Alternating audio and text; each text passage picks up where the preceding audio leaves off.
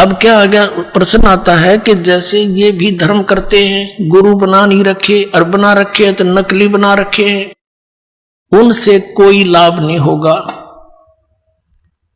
और फिर उनसे भी लाभ होता है, कैसे?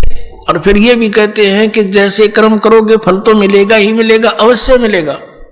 जैसे आप देखते हो एक कुत्ता बैठा है गाड़ी में, एक कुत्ता गाड़ी में बैठा है, मनुष्य उसका ड्राइवर है और वो बैठा पछली सीट पे और खिड़की में गन्नू मुंह काट के देख रहा है नो सैर सपट्टे से खूब। अब उस कुत्ते के रहने का एक अलग से रूम, उस रूम में एसी लगे होते हैं आजकल, और महीने में एक बार दो बार जो है ना वेटरनरी सर्जन उसकी जांच करने आता है डॉक्टर, और सुंदर शोधित उसको जल और शोधित उसको आहार मिलता है, और उसका रहता कोठी में, और ड्राइवर उसका मनुष्य है आज के दिन। तो उस पुण्यात्मा ने कभी मनमुखी ये दान धर्म किए थे, उन दान धर्मों का फल उसको कुत्ते की योनि में मिल गया। यदि वो मर्यादावत करता, परम संत की शरण लेकर करता, किसी कारण से मोक्ष प्राप्ति ना होती, यहां भी रह जाता, तो उसको वो सुख मिलते जो उसने कुत्ते की योनि में मिले, उसको मनुष्य जीवन में मिलते वो सुख सारे मिलते किए हुए। और फिर मनुष्य योनि में कभी ना कभी कोई संत भी मिल जाता। अब उसने जैसे जिसने मनमुखी दान किए, धर्म किए, कुत्ते की योनि प्राप्त कर ली।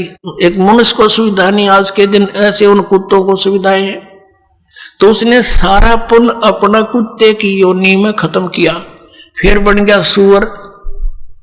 अब कौन उसने गद्दा में बिठा होगा, अब कहां से लाएगा वो सुविधाएं?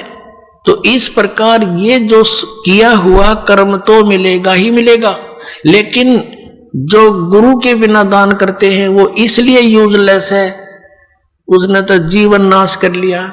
गुरु बिन माला फेरते, गुरु बिन देते दान, गुरु बिन दोनों निष्फल हैं, चाहे पूछो वेद पुराण। और जो भक्ति बिल्कुल नहीं करते, राजपाट में अंधे हुए फिरते हैं, उनके लिए परमात्मा बताते हैं,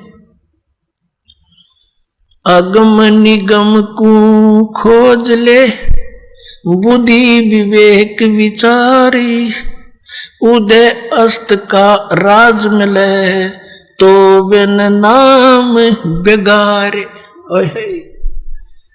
पुण्यात्माओं, आप इस मार्ग से परिचित हो जाओ शीघ्र से शीघ्र, नहीं तो आपका अनमोल जीवन नाश हो रहा है काल की भूल भुलैया में। परमात्मा कहते हैं झूठे सुख को सुख कहे, यू मान रहा मनमोद, यो सकल जमीना काल का, कुछ मुख में कुछ गोद।